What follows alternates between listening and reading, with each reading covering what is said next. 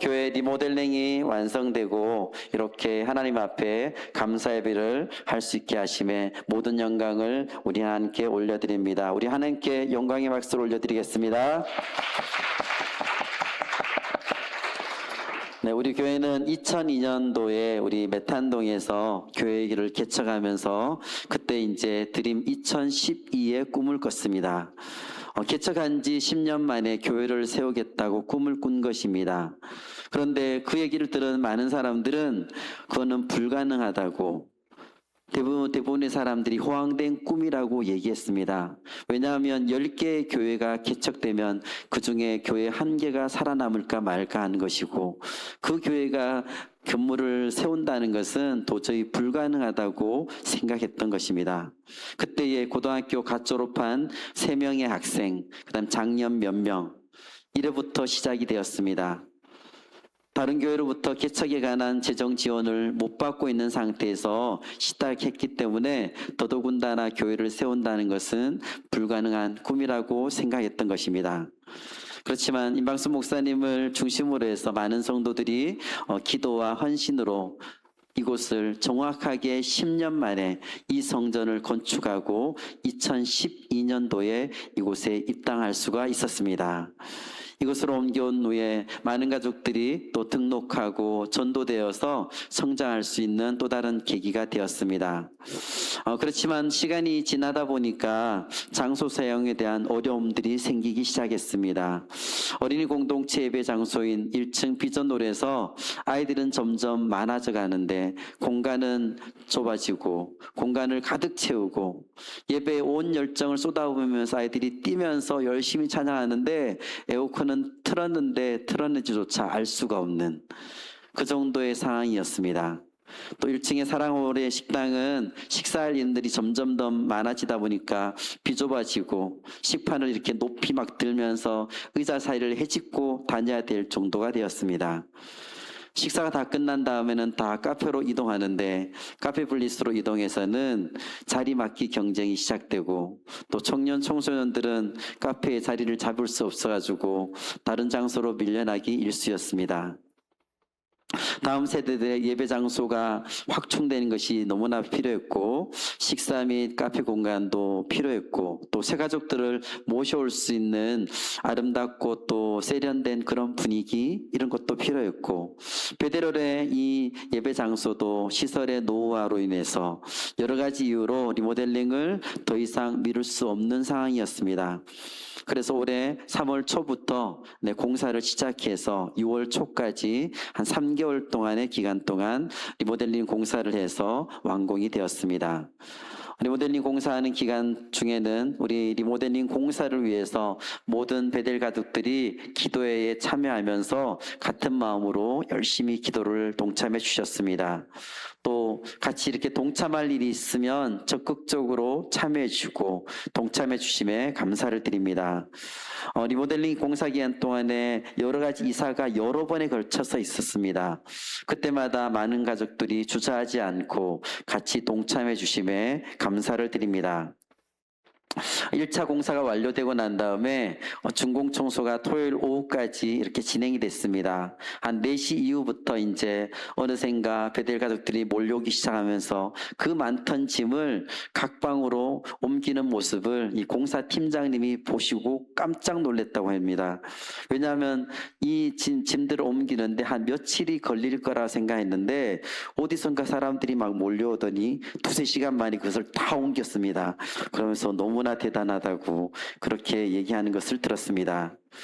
수많은 짐들을 나르고 닦고 정리하고 우리 모든 베델 가족들의 수고로움이 그 안에 있었다는 생각이 듭니다. 그리고 이제 그런 걸로 인해서 또 그 중에서 특별히 이제 우리 베델 가족들의 힘으로 완성된 공간이 있습니다. 이곳 베델홀, 이것은 공사팀에서 하지 않고 저희 안에서 이 베델홀을 단장을 했고 또 3층의 하늘정원, 이것도 우리 베델 가족들의 힘으로 공사를 완료했습니다. 열심히 협조해 주신 우리 모든 가족들에게 감사를 드립니다.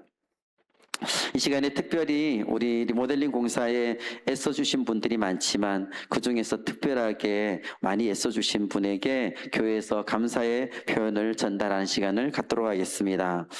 베데로를 모든 필름 작업 또 교회 곳곳의 필름을 다 교체해 주시느라고 주 2주 이상 새벽부터 밤까지 교회에서 일하셨던 우리 김경진 안수 집사님께 감사를 드립니다. 그리고 베데로의 모든 벽면을 페인트로 우리 칠해주신 페인트의 우리 장인이신 우리 김계식 권사님께도 감사를 드립니다. 그리고 베데로 강단이 확장되는 공사와 함께 각종 철거, 시공 등 모든 곳에 관여를 하면서 해주신 우리 육아인법 유소진 안수 집사님께 감사를 드립니다. 우리 세 분 우리 위로 올라와 주시면 감사하겠습니다.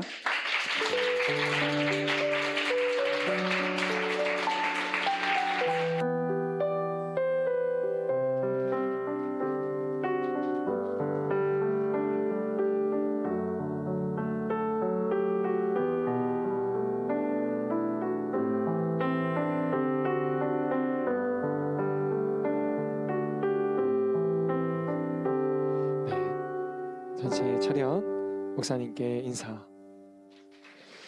김경진 안수 집사님,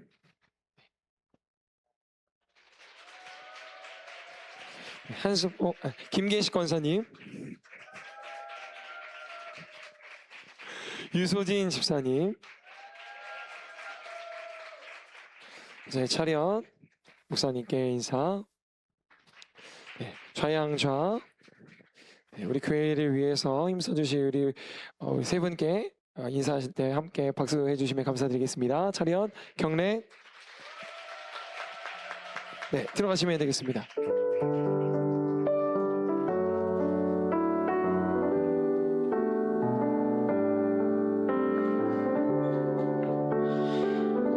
이렇게 많은 분들의 이렇게 마음과 정성이 모아져서 이렇게 아름답게 리모델링이 되게 돼서 너무나 기쁘고 감사를 드립니다.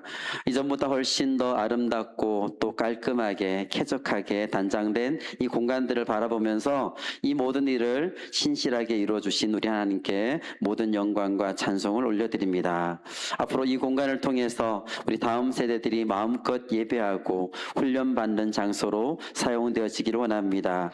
또 이 장소를 통해서 우리 새가족들이 몰려오고 구원받는 하나님의 자녀가 많이 생기는 그런 장소로 사용되어지기를 원합니다. 이곳을 통해서 새로운 일을 행하실 우리 하나님을 기대하게 됩니다. 아멘. 우리는 흔히 우리의 인생을 가지고 집을 짓는 과정에 비유하기도 합니다. 예수님께서는 마태복음 5장, 6장, 7장에 거쳐서 산상수훈을 말씀하시면서 가장 마지막에 집 짓는 비유를 말씀하십니다. 지혜로운 사람은 그 기초를 반석 위에 깊이 파고 집을 짓는 자와 같고, 어리석은 사람은 기초가 없이 눈에 보이는 모래 위에다가 집을 짓는 사람과 같다고 했습니다. 평소에는 두 집이 별로 차이가 없어 보입니다. 오히려 모래 위에 지은 집이 훨씬 더 빨리 짓고 더 화려하게 지었을지도 모릅니다. 그러나 비가 내리고 창수가 나고 바람이 부딪히고 인생의 거대한 풍랑이 몰려올 때에 그 기초가 어디냐에 따라서 운명은 완전히 갈라지게 됩니다. 반석 위의 집은 그것을 탁월하게 잘 버텨낼 힘이 있지만 모래 위의 집은 흔적도 없이 무너져 버리게 되는 것입니다. 우리 신앙생활도 마찬가지입니다. 집을 열심히 지으려고 애는 쓰는데 잘 지어지지 않을 수도 있고, 겉보기에는 그럴듯하게 지었는 것 같지만 작은 시련에도 무너져 버릴 수도 있고, 열정을 가지고 열심히 시작했다가 낙심하여서 짓담한 집으로, 미완성의 집으로 놔둔 채로 있을 수도 있습니다. 오늘 본문에서는 이 사도 베드로가 고난당하는 성도들을 향해서 권면을 하고 있습니다. 우리에게는 눈에 보이는 건물을 넘어서 신령한 집으로 세워지라고 말씀하고 있습니다. 5절 말씀 같이 읽겠습니다. 너희는 산돌같이 신령한 집으로 세워지고 예수 그리스도로 말미암아 하나님이 기쁘게 받으실 신령한 제사를 드릴 거룩한 제사장이 될지니라. 그 당시 초대교회의 이 성도들은 그 당시 최고의 건축물, 가장 화려하고 웅장한 예루살렘 성전을 직접 눈으로 본 사람들입니다. 그렇지만 베드로는 얘기하고 있습니다. 참된 성전은 눈에 보이는 그 건물이 아니다. 보이지 않는 영적인 건물이다. 성도들의 믿음의 공동체가, 바로 영적인 공동체가 참된 성전이라고 말씀해주고 있습니다. 베드로가 왜 이렇게 눈에 보이지 않는 신령한 집을 얘기하고 있을까요? 그 당시의 성전은 성전으로서 제대로 역할을 하지 못하고 있었습니다. 베드로는 우리가 진짜 노력해야 될 것, 진짜 땀을 흘리면서 우리가 바라봐야 될 영원한 본질이 무언가를 다뤄주고 있습니다. 세상의 화려함, 또 사람들의 노력으로 쌓아올린 외형적인 모습들, 이것은 시간이 지나면 다 시들어버리고 떨어질 것들입니다. 그렇지만 시간이 지나도 변하지 않는 그런 참된 집을 지으라고 말씀해주고 있습니다. 베들 가족 여러분, 오늘 우리는 눈에 보이는 우리 교회의 외적인 모습을 아주 아름답게 리모델링을 하였습니다. 그렇다면 이때 우리가 한번 질문을 해봐야 될 것입니다. 교회 건물이 이렇게 새롭게 지어진 만큼 우리의 보이지 않는 영적 성전도 새롭게 리모델링이 되고 있는 것인가? 건물이 이렇게 깨끗해진 만큼 우리의 심령도 주님이 거하실 수 있는 합당한 신령한 집으로 고쳐지고 있는가? 새롭게 단장된 이곳에서 우리가 우리 자신을 날마다 세워가고 리모델링하는 시간이 되어야 될 것입니다. 그렇다면 우리 자신을, 이 건물만이 아니라 우리 자신을 새롭게 신령한 집으로 리모델링하기 위해서는 어떻게 해야 될까요? 첫 번째, 다 같이 읽겠습니다. 예수 그리스도의 터 위에 신앙의 기초를 다시 세워야 합니다. 건축물 중에서 가장 중요한 부분, 눈에 보이지 않지만 가장 중요한 부분은 바로 건축물의 기초가 되는 것입니다. 건물이 높이 올라가면 올라갈수록 지하를 더 많이 파서 기초를 세워야 되는 것입니다. 기초를 잘 세우는 것이 너무나 중요합니다. 우리가 영적으로 우리 자신을 리모델링하기 위해서는 기초를 잘 세워야 되는 것입니다. 이 신령한 집의 기초는 무엇일까요? 4절 말씀 같이 읽겠습니다. 사람에게는 버림바가 되었으나 하나님께는 택하심을 입은 보배로운 산 돌이신 예수께 나아가, 이 신령한 집의 유일한 기초, 아주 견고한 기초는 바로 산돌, 리빙스톤, 살아있는 돌인 예수 그리스도, 예수 그리스도가 바로 기초가 되어야 된다고 말씀해주고 있습니다. 세상에 있는 돌들은 생명이 없는 죽은 돌입니다. 그렇지만 예수님은 죽음을 깨트리고 부활하셔서 지금도 살아 역사하시는 리빙스톤이 되는 것입니다. 생명의 산돌이 되는 것입니다. 살아계신 돌이신 예수 그리스도가 우리의 신령한 집의 기초가 되어야 되는 것입니다. 20절 말씀입니다. 너희는 사도들과 선지자들의 터 위에 세우심을 입은 자라. 그리스도 예수께서 친히 모퉁이 돌이 되셨느니라. 사도 바울도 똑같이 얘기하고 있습니다. 사도들과 선지자들의 터라는 것은 신구약 성경을 말하고 있습니다. 신구약 성경의 가장 중심, 가장 핵심, 그것은 바로 예수 그리스도라는 것입니다.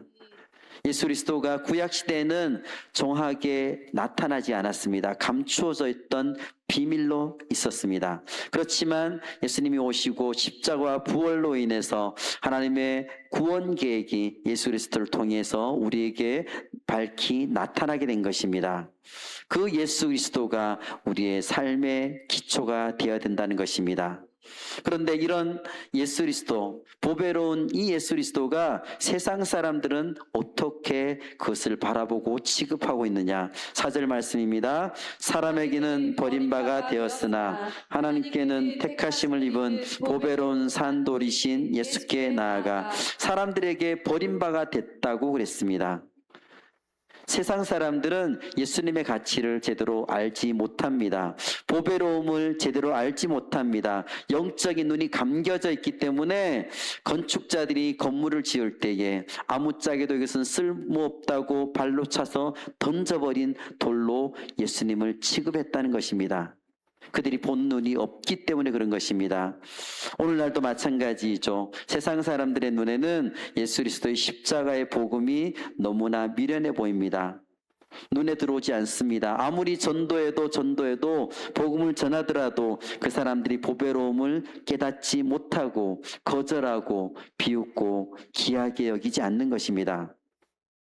그런데 우리들도 옛날에는 그랬다는 것입니다. 우리 영적 눈이 감겨져 있을 때는 예수님보다 세상의 성공과 물질이 훨씬 더 커 보였습니다. 세상의 가치관, 물질주의 가치관이 우리를 사로잡고 있었습니다.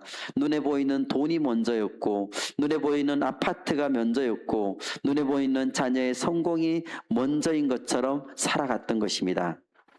그들에게는 보이지 않는 영적인 세계, 보이지 않는 하나님은 존재하지 않는 것처럼 보인 것입니다. 복음의 비밀을 발견한 우리들은 이 예수 그리스도가 너무나 존귀한 보배이지만 눈이 감긴 자들에게는 전혀 그것을 알 수가 없는 것입니다. 우리 인생은 결국은 우리의 가치관의 싸움이라고 할 수 있습니다. 내가 무엇을 가장 가치 있게 여기느냐? 예수 그리스도가 이 세상에서 가장 가치 있다고 여길 때에, 절대적 가치라고 여길 때에 우리는 우리의 인생을 주님께 다 투자할 수 있는 것입니다. 우리가 지어가야 될 신령한 집의 기초가 바로 그 절대적 가치가 되는 예수 그리스도가 우리 삶의 든든한 기초로 만들어야 될 것입니다. 이 기초가 흔들리면 세상이 조금만 요동쳐도, 내 삶에 작은 시련이 와도 우리의 신앙이 흔들리게 됩니다. 그렇지 않기 위해서 우리는 예수 그리스도 반석, 흔들리지 않은 반석 대신 예수 그리스도 위에다가 우리는 기초를 받고 뿌리를 아주 든든하게 내려야 될 것입니다. 골로새서 2장 6절 7절 말씀입니다. 그러므로 너희가 그리스도 예수를 주로 받았으니 그 안에서 행하되 그 안에 뿌리를 박으며 세움을 받아 교훈을 받은 대로 믿음에 굳게 서서 감사함을 넘치게 하라. 아멘. 주님께 우리의 인생의 뿌리를 깊게 박아야 합니다. 그것이 우리의 살 길입니다. 인생이 흔들리는 진짜 이유가 무엇입니까? 세상이 혼란스러워서 우리의 인생이 흔들리는 것이 아닙니다. 반석 대신 예수 그리스도 위에 우리가 뿌리를 견고하게 내리지 않았기 때문에 우리가 흔들리는 것입니다. 우리는 우리 삶이 끝나는 마지막 순간까지도 우리 입술의 마지막 고백이 바로 예수 그리스도라고 우리는 고백해야 될 것입니다. 우리의 터가 무너진다면 건물이 아주 너무나 화려하게 세워져 있어도 다 무너지게 됩니다. 나의 믿음이 진짜 예수 그리스도 위에 터를 받고 있는지, 뿌리를 내리고 있는지 우리는 늘 점검해야 될 것입니다. 내 생각에 뿌리 받고 있고, 내 지식에 뿌리 받고 있고, 내 경험을 의지한다면 우리는 위기의 순간에 다 무너져 버리게 된 것입니다. 이번 리모델링 감사 예배를 통해서 우리의 터를 오직 반석 대신, 영원히 흔들리지 않는 반석 대신 예수 그리스도 위에 우리가 다시 견고하게 다지는 은혜가 있기를 예수님의 이름으로 축복합니다. 아멘. 우리 자신을 신령한 집으로 리모델링하기 위해서 어떻게 해야 될까요? 두 번째, 다 같이 읽겠습니다.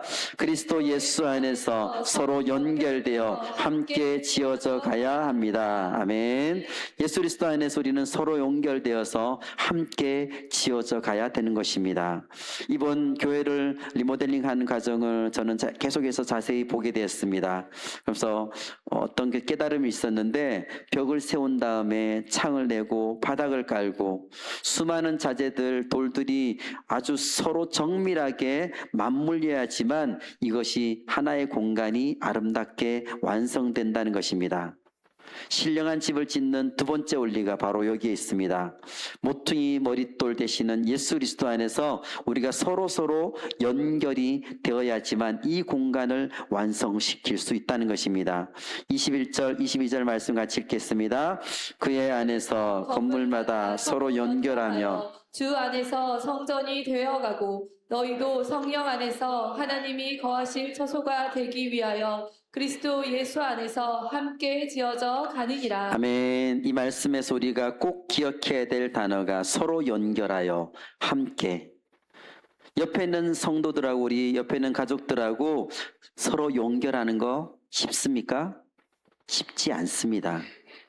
왜 그럴까요? 우리는 공장에서 이렇게 찍어낸 벽돌처럼 딱딱 맞는 그런 벽돌로 우리는 되어져 있지 않습니다. 우리는 산에서 이렇게 캐내어 있는 그런 거친 돌과 같다고 할 수 있습니다. 그래서 이것들을 서로 연결하려 그러면 연결이 잘 되지 않습니다. 연결하다. 이 연결하다의 원어의 뜻을 보면 돌과 돌 사이를 아주 정밀하고 틈새 없이 맞추는 것을 연결하다는 뜻으로 쓰고 있습니다. 그래서 그 사이에 도저히 악한 것들이 침투할 수 없도록 만드는 것이죠. 그런데 우리는 산에서 각자 캐낸 아주 각자의 개성이 너무나 강한 그런 거친 돌들로 있습니다. 이런 돌들이 틈새가 없이 이렇게 함께 연결해서 지어져 가려고 하면 서로 부딪히고 깎이고 맞추어져 가는 과정이 꼭 필요한 것입니다. 이 과정이 힘들 수 있습니다. 내 뜻대로 되지 않습니다. 모퉁이 돌이신 예수님을 기준으로 해서 우리가 다듬어지는 인내의 시간이 필요한 것입니다. 이런 과정 없이 함께 지어져 갈 수는 없는 것입니다. 우리가 교회에서 이렇게 있다 보면 또 셀 가족들과 같이 있다 보면 크고 작은 잡음들이 있습니다. 근데 이것이 바로 우리가 서로 지금 연결되고 있구나. 우리가 뭔가 깎여지고 있구나. 우리가 하나 되려고 지금 하는 과정이구나 하는 생각을 하시면 될 것입니다. 내가 다듬어져야 될 것은 무엇인가? 또 다른 사람의 모난 것을 내가 어떻게 받아들일 수 있을 것인가? 이것을 우리는 생각해야 되는 것입니다. 왜냐하면 우리는 함께 지어져 가고 있기 때문입니다. 왜 우리는 함께 지어져 가야 될까요?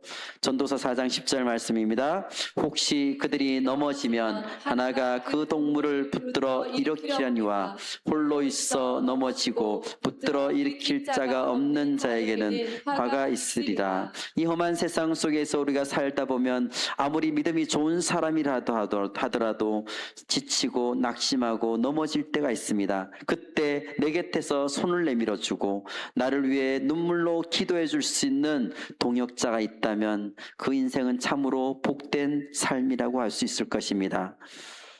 우리가 모인 이 공동체는 완벽한 사람들의 모임이 아닙니다. 우리가 모두 허물도 많고 불완전한 사람들입니다.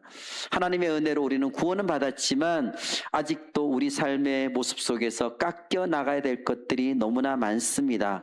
우리는 아직도 공사 중입니다. 다듬어지지 않은 거친 돌로 이루어진 공사 중인 우리들의 모습입니다. 건축 자재로 쓰기에는 부족함이 많습니다. 그럼에도 하나님께서 우리를 베델 지붕 아래서 한 가족으로 우리를 묶어 주셨습니다. 우리 서로 모난 부분을 서로 깎아주고 연약함을 사랑으로 채워주며 그리스도의 영광스러운 몸된 교회를 세워가라고 우리를 불러준 줄 믿습니다. 그렇기 때문에 우리는 이렇게 신령한 집을 지어가는 과정에서 서로를 위해서 서로를 향해서 용서하고 인내하는 것이 꼭 필요할 것입니다. 베드로전서 2장 1절 말씀입니다.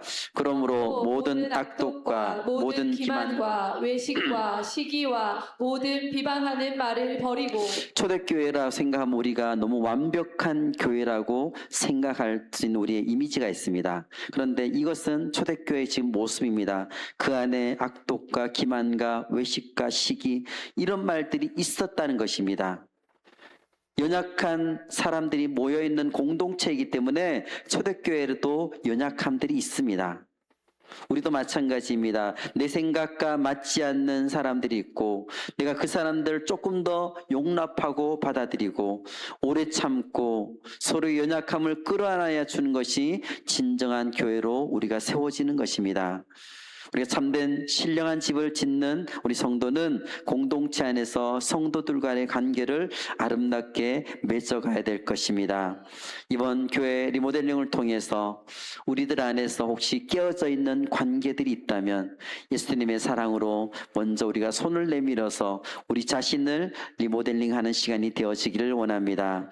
그래서 우리 모두가 우리 교회 안에서 모퉁이 돌 대신 예수님 안에서 서로 끈끈하게 연결되어지기를 원합니다.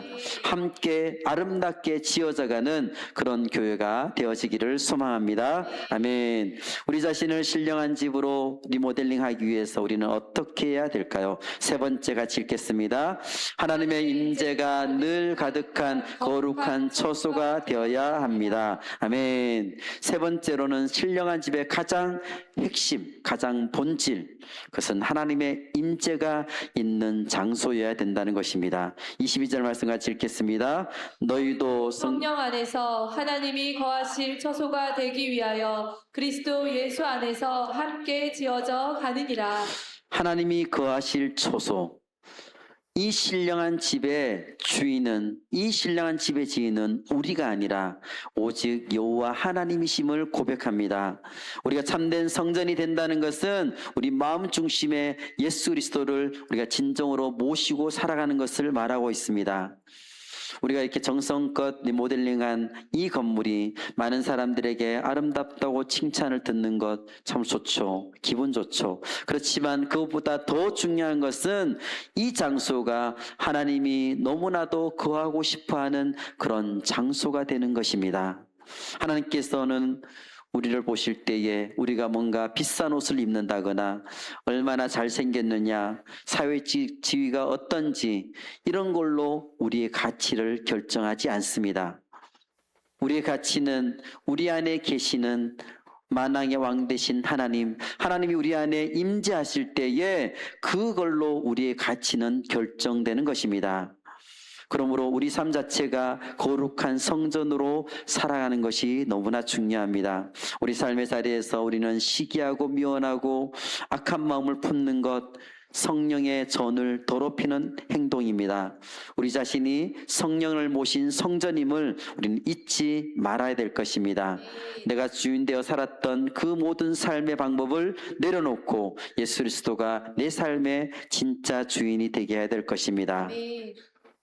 주님께서는 예루살렘 성전을 바라보시면서 눈물을 흘리시면서 이 성전을 헐어버리라 이렇게 진노를 하셨습니다. 왜 이렇게 성전을 헐어버리라고 말씀하셨을까요? 성전의 원래 기능, 성전의 본질, 기도와 하나님의 임재, 이것이 없어졌기 때문입니다. 시장바닥처럼 장사꾼들이 서로 거기서 장사를 하고 하나님 임재가 떠나 있는 것입니다. 그렇지만 그렇기 때문에 이 성전은 더 이상 성전이 아니라는 것입니다. 우리도 마찬가지입니다. 리모델링한 이 거룩한 성전에 우리가 문을 열고 들어올 때마다 주님의 강력한 충만한 임재하심이 이곳에 가득하기를 우리는 기도해야 될 것입니다. 예배 시간을 통해서 나의 그냥 만족, 나의 위로를 얻고 끝나는 시간이 되면 안 될 것입니다. 예배 시간을 통해서 우리 삶의 왕 되신 주님을 우리가 모시고 주님의 임재가 가득한 예배가 되도록 해야 될 것입니다. 우리가 새롭게 단장된 이곳에서 우리의 식었던 기도의 열정이 다시 한번 회복되어지기를 원합니다. 이곳에 들어올 때에 주님의 임재를 간절히 사모하시기를 원합니다. 이 장소에서 우리의 기도가 살아나야 될 것입니다. 말씀이 살아나야 될 것입니다. 찬양이 하나님께 올려지는 공간이 되어야 될 것입니다. 주님의 영광이 나타나는 거룩한 장소로 이곳이 쓰임받아야 될 것입니다. 구약시대에 모세가 하나님의 그 명령대로 성막을 완성했을 때에, 성막을 다 완성했을 때에 무슨 일이 일어났습니까? 출애굽기 가장 마지막을 보면 여호와의 영광의 구름이 성막에 가득 찼다고 그랬습니다. 모세조차도 감히 그 앞에 서 있을 수 없을 정도로 하나님의 영광이 충만했습니다. 이 성전 가운데 성전으로서 가장 중요한 역할을 하고 성전으로서 우리가 이곳이 가장 잘 사용되어지기 위해서는 이곳이 주님의 영광이 충만한 곳이 되어야 될 것입니다.